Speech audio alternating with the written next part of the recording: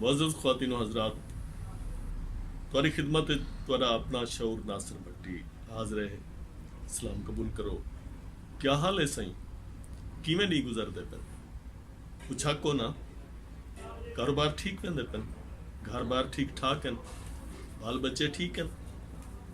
अल्लाह करे ठीक हो असी, क्योंकि सजन ठीक हो सन तो असा आप को आपे ठीक हो सन, क्योंकि सजने दे नाल ही बंदे दी जिंदगी दा कनैक्शन गंढिया होया होंदा है। जी असी एक कनैक्शन गंढण दी खातिर ही असा तुसा आपस विच सामने आमने इकट्ठे थीने हैं, मिलते हैं, महफिलां सजने हैं ते एक कनैक्शन ज्यों मजबूत को मजबूत थी वेंदा।